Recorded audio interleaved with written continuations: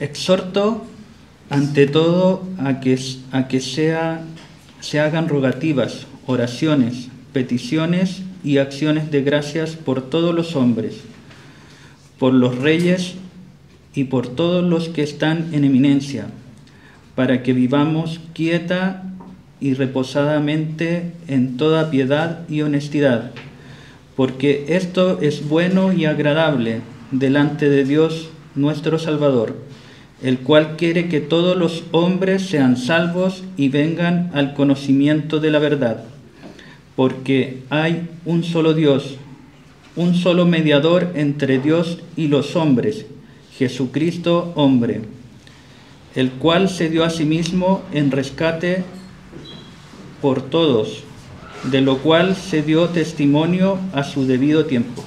Amén. Muchísimas gracias, hermano Juan, por esta poderosa palabra, tremenda. El apóstol Pablo le dice a Timoteo en forma muy clara algo hermoso, algo maravilloso. No solamente a Timoteo, sino a todo aquel que quiera oírlo. Y es que Dios quiere que todos los hombres sean salvos y vengan al conocimiento de la verdad. Salvación y verdad, dos términos inseparables, demasiado importantes. No es salvo aquel solamente que es sincero, no es salvo solamente aquel que tiene mucha fe, sino que aquel que cree en verdad lo que tiene que creer. Y justamente, inmediatamente, alude a lo que hay que creer. Muestra inmediatamente el medio para que esta realidad tan maravillosa sea verdad, se produzca. Y viene el tremendo versículo 5, porque hay un solo Dios y un solo mediador entre Dios y los hombres, Jesucristo hombre. ¡Qué tremenda verdad! ¡Qué tremenda verdad! Así señala el apóstol, señala el Espíritu Santo, inspirador de cada uno de los escritores de la Biblia, nos señala el único medio para ser salvo. Deja fuera de discusión y termina con muchas discusiones que podríamos llamar académicas o más bien llevadas simplemente por ignorancia. Pero es que ¿cómo se van a perder tales y tales personas? Pero tales y tales personas son sinceras en su religión. Sí, eso está bien, te creo, son sinceros. Pero, ¿qué dice? Aquí es muy claro. Hay un solo Dios y un solo mediador entre Dios y los hombres, Jesucristo hombre. Si no está Jesucristo hombre como mediador, entonces no hay salvación alguna y posible, por más buena, por más sincera que sea la persona. Se señala el único medio para ser salvo. Las Escrituras señalan aquí claramente y en todo lugar realmente que entre Dios y los hombres solo puede haber una buena relación por medio de un mediador. Y ese mediador es proporcionado por el mismo Dios, el cual es Jesucristo hombre. Jesucristo hombre. Luego cabría preguntarse quizás, ¿por qué la necesidad de un mediador? Consideremos lo siguiente, este es un megatema, pero vamos a tratar de simplificarlo. ¿Y por qué hoy día? Porque la palabra del Señor dice que cuando nos juntamos a beber la cena del Señor damos testimonio de alguna manera. Hay una frase muy importante, dice, la muerte del Señor anunciáis hasta que Él venga a anunciar. Y por eso aprovechamos a anunciar justamente con motivo de la cena este gran tema que está directamente relacionado con la cena del Señor. Hay un problema entonces múltiple con nuestro Señor y por eso se requiere un mediador. Estamos tratando de respondernos por qué un mediador, cuál es la necesidad de un mediador. Un mediador siempre implica la existencia de algún problema entre dos o más partes. Y las Escrituras, la Biblia nos dice desde el Génesis hasta el Apocalipsis, una y otra vez que existe un gran problema entre dos partes en conflicto, Dios y los hombres, Dios y el ser humano. Y esto se debe a porque una ley ha sido rota. En Romanos 6:23 leemos, porque la paga del pecado es muerte. La paga del pecado es muerte. Y a veces no nos damos cuenta lo tremendo que es esta ley, este principio. Tal ley como la que dice que en la naturaleza nada se pierde ni nada se crea, solo se transforma. Y la conocemos como ley de la transformación de la materia o ley de la conservación de la masa. Hay una ley que dice que los cuerpos se atraen entre sí, que por lo tanto si suelto mi lápiz, este caerá. A eso lo conocemos como ley de gravedad. Y funciona siempre. Esa es una ley física, una ley que el Señor ha establecido en el cosmos. Tal ley como otras que dicen que si me detengo ante un disco que diga pare, seré multado y mi licencia incluso suspendida, porque estoy transgrediendo una ley. La paga del pecado es muerte, es ley.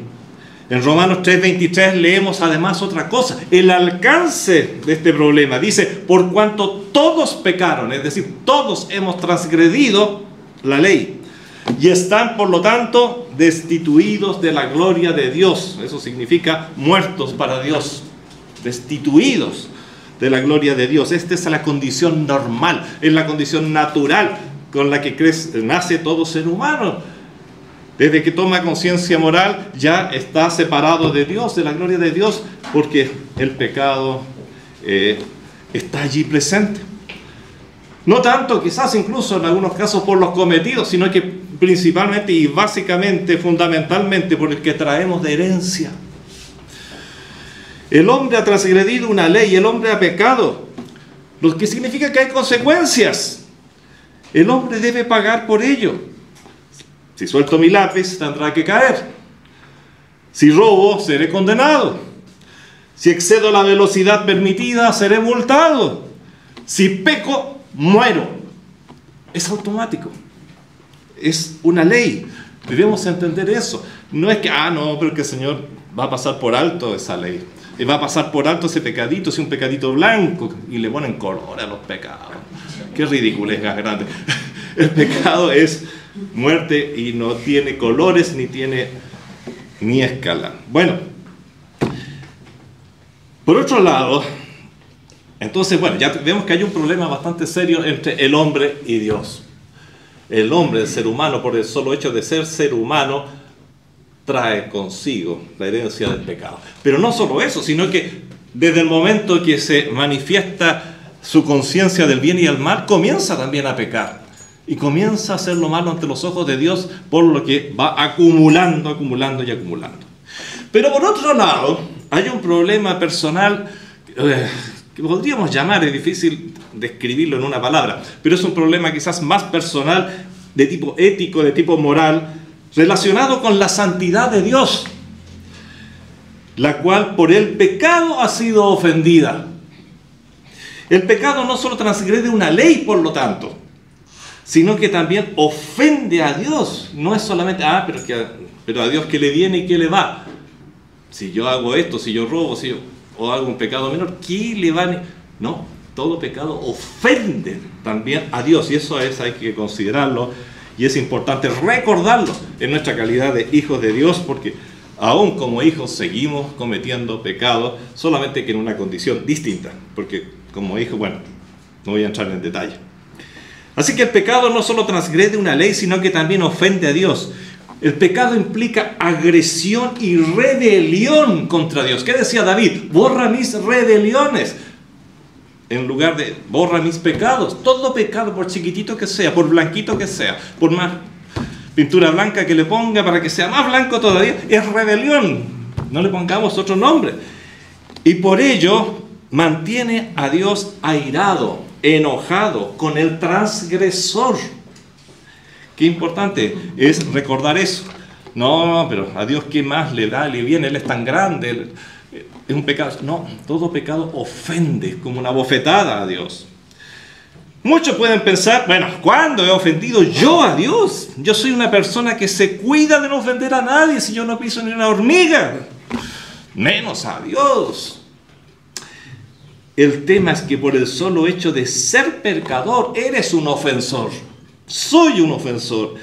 Luego, cada pecado, por insignificante que nos parezca, por insignificante que me parezca, es un acto de rebelión, aunque parezca fuerte la palabra, pero pongamos las palabras que corresponden. Es un acto de ofensa, es un acto de transgresión que atenta contra algo muy grande, la santidad de Dios. Dios es luz y no hay ninguna tinieblas alrededor de Él, dice la palabra. Él vive y mora y existe desde la eternidad y hasta la eternidad en perfecta santidad. Bueno, esto hace mucho más complejo y terrible el drama del ser humano y nos ayuda a responder nuestra pregunta inicial: ¿por qué la necesidad de un mediador? ¿Por qué? Bueno, hay bastantes razones, ¿no es cierto? Hay dos partes que están en conflicto. Dios ha sido ofendido, el hombre ha transgredido además una ley que lo mantiene permanentemente y por la eternidad fuera de la gloria de Dios. Por lo tanto, no es solo la ruptura de una ley, vuelvo a decirlo, la cual ya nos condena, sino que también hemos ofendido gravemente la santidad de Dios, irritándolo. Como dice Juan en el capítulo 3, verso 36, pero el que rehúsa creer en el Hijo no verá la vida. Por favor, la Biblia es tan clara en esto. ¿Por qué nosotros le inventamos por compasión muchas otras cosas? No, pero ¿cómo no va a tener compasión Dios? Si Dios es amor. Perdona, la Biblia te dice claramente que Dios se somete a sus propias leyes. Y Él es amor, sí, pero también es justo. Perfectamente justo. Por eso el que rehúsa creer en el Hijo no verá la vida. Pero si fue por ignorancia, pero si siempre ha sido rebelde, pero... El que rehúsa creer en el Hijo no verá la vida, sino que la ira de Dios, notemos lo que viene a continuación, está sobre él, no dice estará. Varias veces he tratado de corregir una idea que es muy común. Si esta persona no enmienda su camino, se va a condenar. Si ese joven sigue por ahí, va a terminar condenado. No, ya está condenado. Todo ser humano, desde el momento que toma conciencia del bien y del mal, ya está condenado. Nacemos con la herencia del pecado. Tenemos que entender eso. No es que te vas a condenar. Lo que pasa después es que se va a concretar, digamos, se va a llevar a la práctica la condenación, porque el periodo de oportunidad va a terminar. Eso sí, pero la condenación ya está. Por eso dice ahí en Juan 3:36, pero el que rehúsa creer en el Hijo no se condenará. Dice, no verá la vida, sino que la ira de Dios está, no dice va a estar entonces sobre él, está sobre él. Y eso tiene que ver con esa santidad ofendida, eso tiene que ver con esa rebelión que el hombre lleva sobre sus lomos y aumenta cada día. En este caso no se trata de un enojo por rechazar a Cristo, lo cual es horrible. Dice que pobre de aquel que tome por inmunda la sangre de Cristo, es decir, no acepte la salvación. Eso ya es terrible. Pero aquí el contexto es que se trata de un enojo con el pecador, no solo con el pecado. Cuidado, que está, en el mundo desde mucho antes que Cristo se encarnara. Mira, infinidad de veces, muchas veces, he oído decir una frase que parece calzar y suena bonita, muy bonita, porque como que nos ordena el esquema del pecado y del hombre pecador. Y esa frase es: Dios odia al pecado y ama al pecador. Cuidado, la frase está demasiado, le faltan muchas cosas. Hermanos, cuidémonos de esto. Con esta frase tan repetida, tan sabida y tan repetida por queridos hermanos en Cristo, no es correcta, porque Dios está airado con el pecador. Tenemos que entender esa parte. está airado con el pecador, no solo con el pecado, sino que con el pecador, pero por motivo de un amor que trasciende totalmente nuestra lógica, sigue amando al mismo tiempo a esa persona. Pero no le llamemos al pecador, ama a la persona. Cuidado, porque desde el momento que le ponemos el título pecador, podemos ver que la ira de Dios está sobre él. Entonces no es solamente sobre el pecado que mora en él, porque esa frase nos tiende a dividir, a hacer una separación artificial.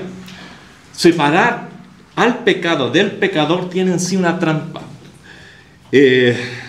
Porque con ello, de alguna manera, estamos justificando a la persona. Esta persona es como es pecadora porque está el pecado en él. ¡Pobrecita! Nada de pobrecita.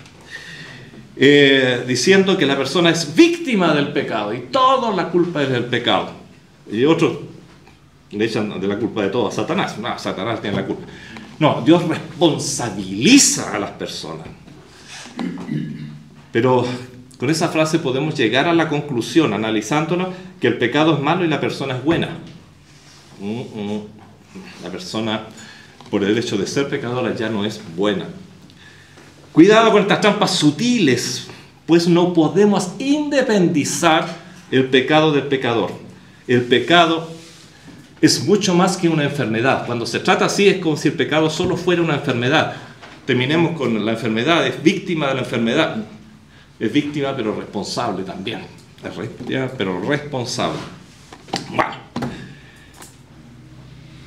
Una cosa es faltar a la ley y otra es ofender. Quiero que estos dos conceptos los tengamos muy claros. Obviamente que no es primera vez que los tratamos, pero vamos a repetirlos porque se nos van olvidando. Uno puede faltar a la ley sin ofender, ¿sabes? Por ejemplo, se puede exceder la velocidad de conducción en una carretera solitaria y ser multado porque una cámara te tomó, pero no dañaste a nadie, nadie se sintió ofendido. Pero transgrediste una ley. En este caso se ha sobrepasado la ley, específicamente la ley del tránsito, pero nadie se ha sentido perjudicado u ofendido por ello. Puedes dejar de pagar tu cuenta de la luz y acumular una deuda que te hará transgresor, lo cual implica sobrepasar de alguna manera la ley del consumidor, pero nadie en la compañía que vende la electricidad se ofenderá por ello, nadie. Solo se aplicará la ley en forma automática. Cobrarán intereses para restaurar la luz, qué sé yo. Sin embargo, cuando se trata de la ley de Dios, las cosas cambian. Pues ofender la ley de Dios es ofender la santidad de Dios. Es personal, el pecado siempre es personal, siempre afecta a la persona misma de Dios. Por eso que es más grave de lo que se piensa. Por ello todo pecado transgrede la ley y subrayo el y ofende al mismo tiempo a Dios. Así es. Una ley rota, pero no una ley cualquiera. Una ley que ha ofendido.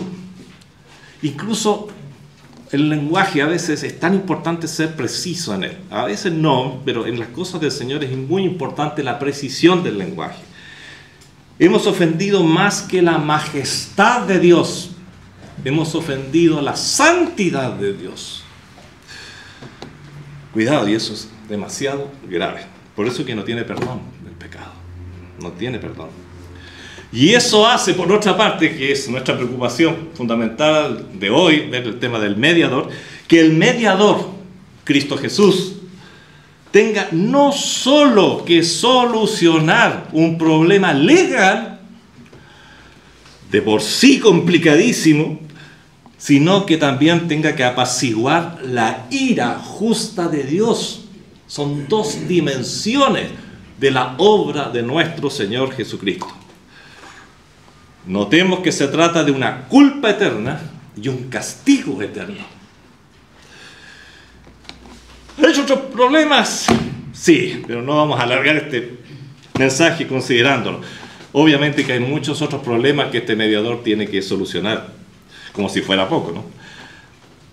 No solamente arreglar un problema legal, apaciguar a un Dios justo, justamente, perfectamente airado, ¿qué tarea? Claro que hay mucho más de partida. Quitar el pecado, es otro trabajo que este mediador tiene que hacer. Quitar, no solo pagar por una deuda, no solo apaciguar una ira, sino quitar el pecado de nosotros. Qué importante es eso. Y además, liberarnos del poder de dos amos terribles. Y aquí hay otra dimensión del pecado, el poder del pecado. No voy a entrar en estos detalles, solamente considerarlo. Porque si soy hijo de Dios todavía me atrae el pecado? El pecado tiene un poder, es como el imán que te atrae. Hay fuerzas allí tremendas, pero nuestro mediador también nos da la libertad para vencer el poder del pecado y el poder de Satanás. Bueno, pero como decía, eso solamente como información. Veamos las soluciones divinas. No vamos a entrar en detalles porque el tema y el capítulo es amplio. A decir verdad, todos estos aspectos, todas estas cosas que el mediador tenía que solucionar, ¡wow! ¡Qué trabajo!, ¿no? ¡Qué trabajo! Todas convergen en un solo lugar, la cruz del Calvario. En la cruz se solucionan todos estos problemas. Por eso es tan importante la sangre derramada de nuestro Señor. Por eso criticamos conscientemente a todas aquellas versiones bíblicas que quitan la palabra sangre a propósito en las Escrituras, porque la sangre es muy importante, la sangre derramada de nuestro Señor. Esa sangre forma parte de un nuevo pacto, etc. Realmente todos estos aspectos nos separamos para nuestro análisis, pero están todos muy, muy unidos, son inseparables. El aspecto judicial, el aspecto de la ley rota, implica una sola solución desde el punto de vista del cielo. Querido amigo que me escucha, y esto que nos ves a través de los medios de comunicación o que nos estás oyendo por podcast, etc. Yo quiero decirte algo que nos cuesta entenderlo, pero humanamente no hay solución al problema humano. No hay solución. No hay solución. Eso es algo increíble. Porque para pagar la deuda eterna, alguien debe morir, porque la paga es muerte. Y la justicia perfecta de Dios no permite que esto sea violado. No permite que esto sea sobrepasado. No lo permite. A lo más, por gracia infinita, permite a un sustituto que muera por ti. Pero alguien tiene que morir.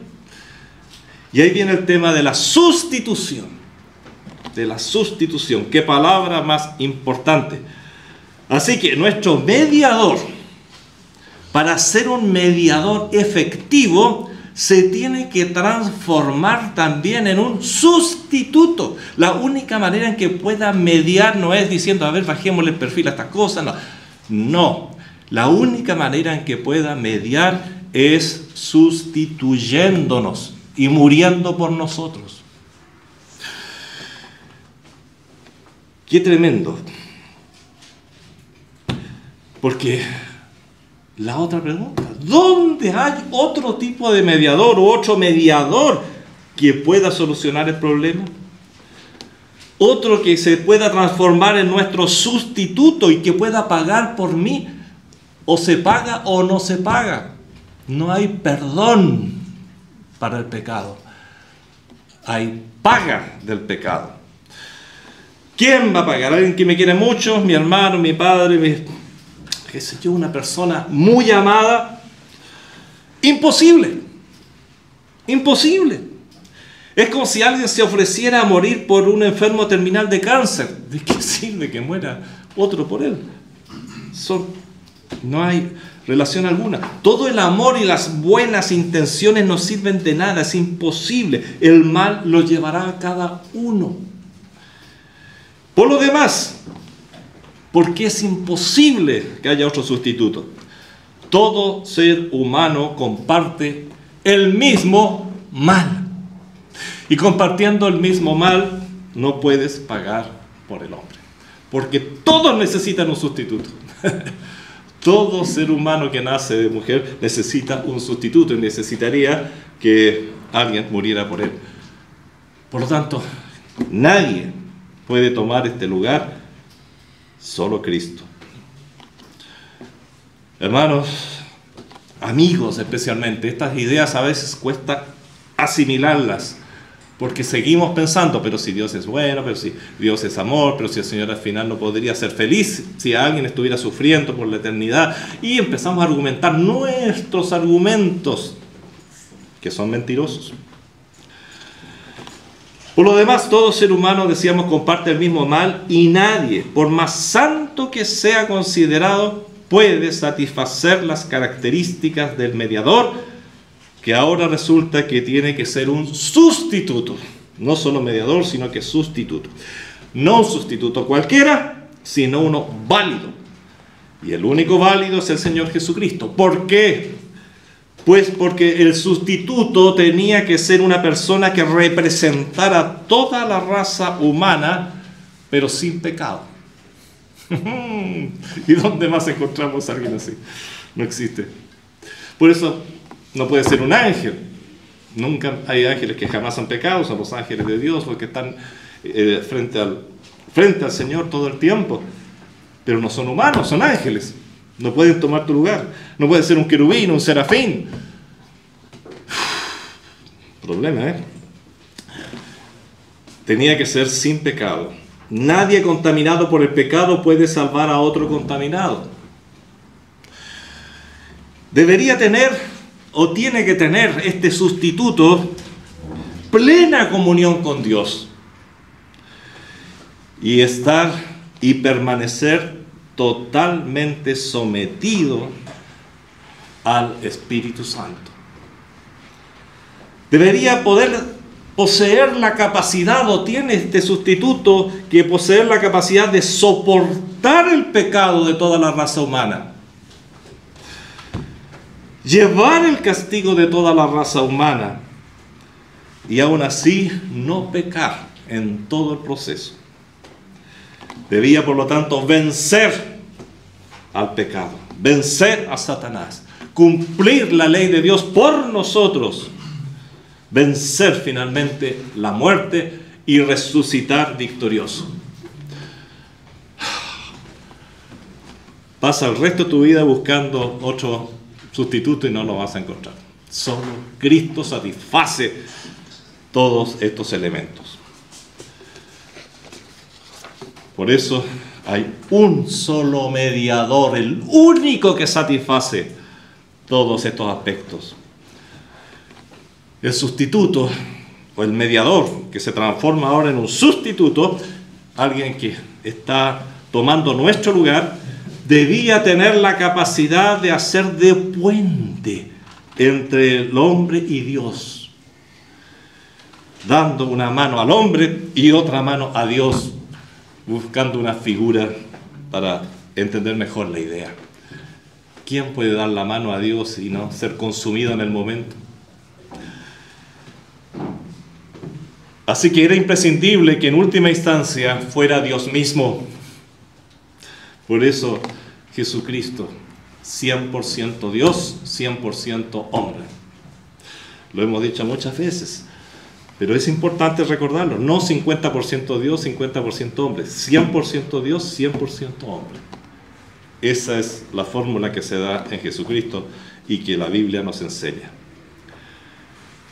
Solo por la acción de nuestro mediador, que finalmente se ha convertido en nuestro sustituto y por lo tanto se ha convertido en nuestro Salvador.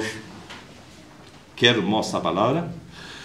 Pagando por nosotros la deuda que judicialmente nos condenaba por la eternidad, ahora tenemos acceso a la cancelación de la deuda. ¿Por qué? Porque Cristo no simplemente enseñó, Él no solamente pidió misericordia por nosotros, Él pagó Y ese es el término tan interesante, tan importante, tan fundamental, sin el cual no habría salvación. Jesucristo pagó nuestra deuda. Pagó. ¿Cómo lo pagó? Allí en la cruz del Calvario. Murió por nosotros. Pablo lo expresa de muchas maneras, pero en uno de los lugares lo expresa así, en Romanos 5:1. Justificados, pues por la fe tenemos paz para con Dios por medio de nuestro Señor Jesucristo. Sí, justificados. ¿Qué significa esto? Es decir, declarados justos, sin deudas, declarados con la deuda cancelada. Eso es justificado.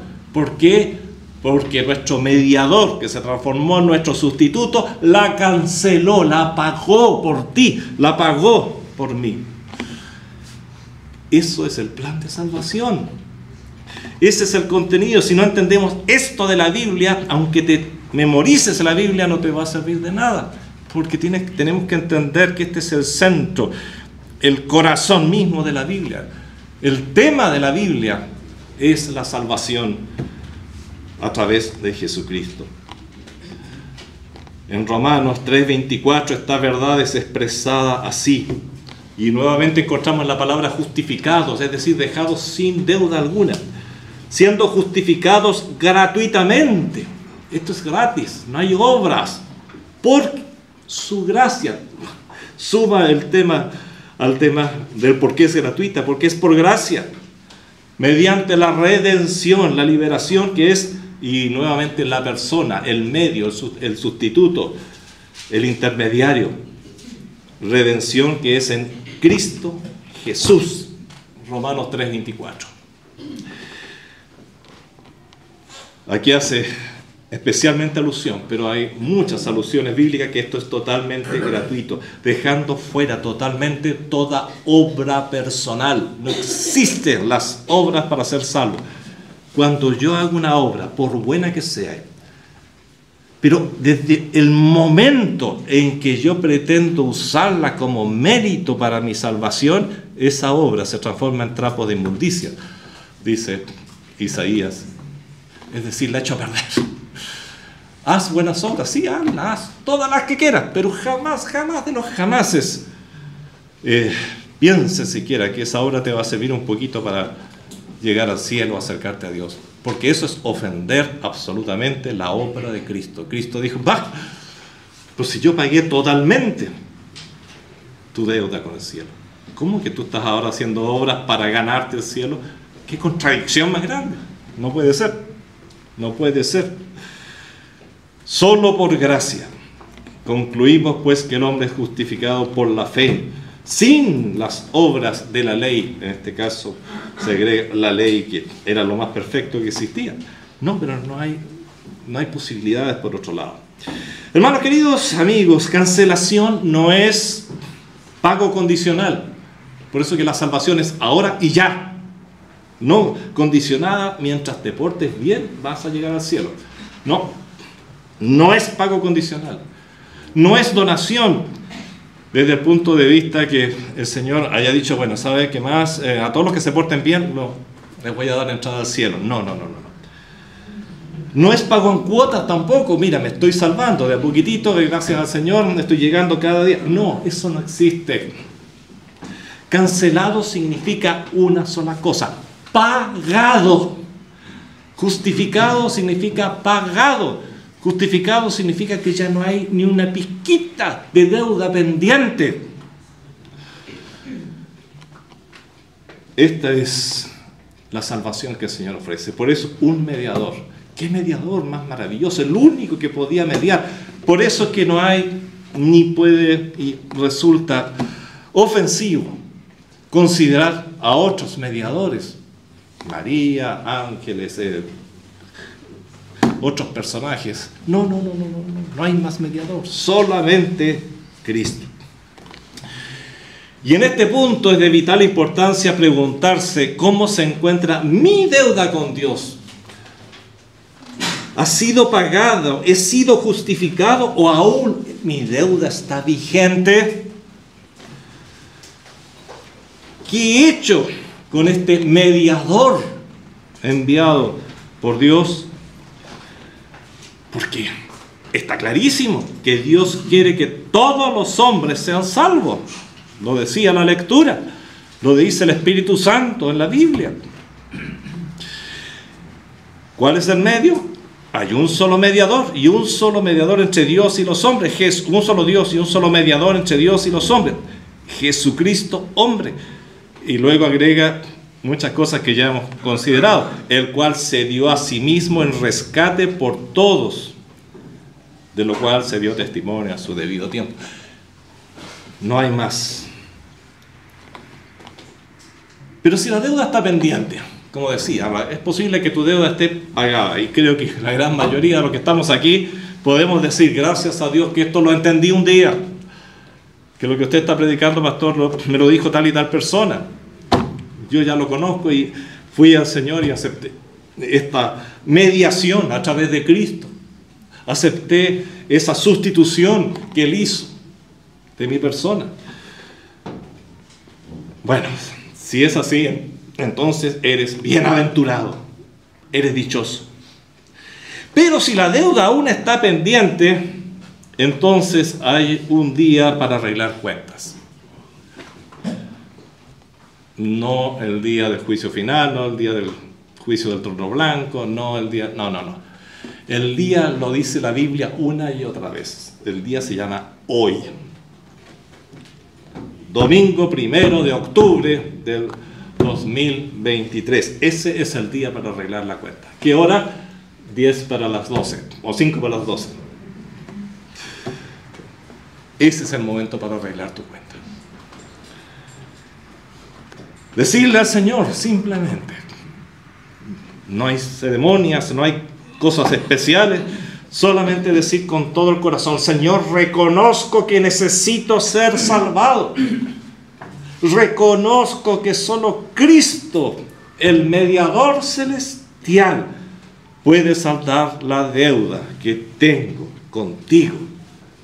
Y por medio de esa deuda saldada, hacer las paces contigo, Padre. Me arrepiento de mis pecados y tomo hoy a tu Hijo Jesús, como mi mediador, como mi salvador, como mi sustituto. Amén. ¿Listo? El Señor no quiere más. ¿Qué más vamos a hacer nosotros? Cuán bien expresa Isaías la función del sustituto, para que la entendamos bien. Cuando vemos a Cristo en la cruz, vemos a un Señor inocente.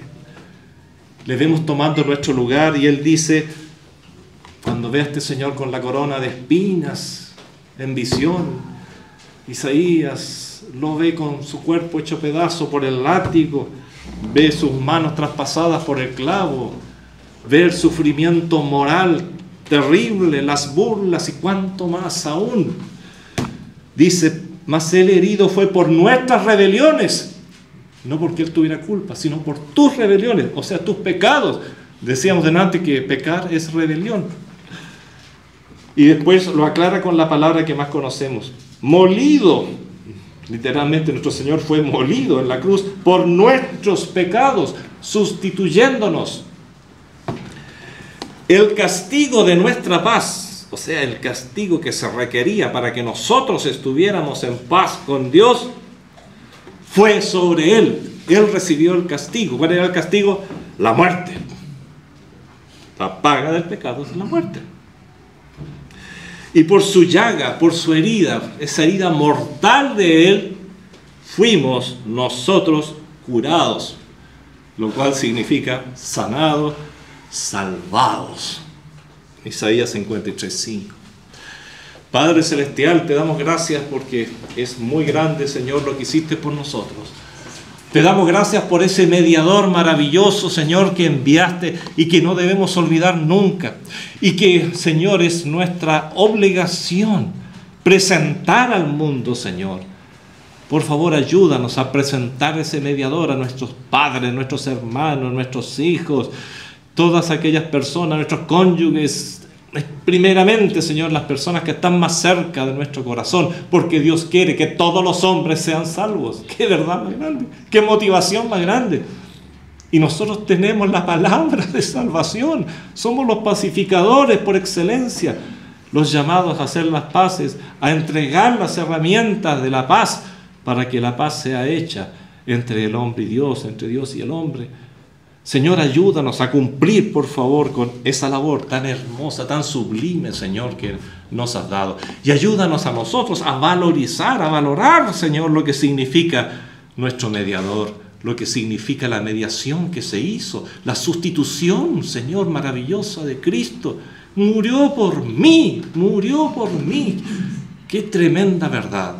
Y Padre, te pido que si hay alguien que todavía está escuchando y viendo, o está aquí presente, Señor, y no ha solucionado su problema, yo te ruego que hoy que es el día tuyo, Señor, siempre es hoy arregle sus cuentas contigo. En el nombre de Jesús. Amén. Amén.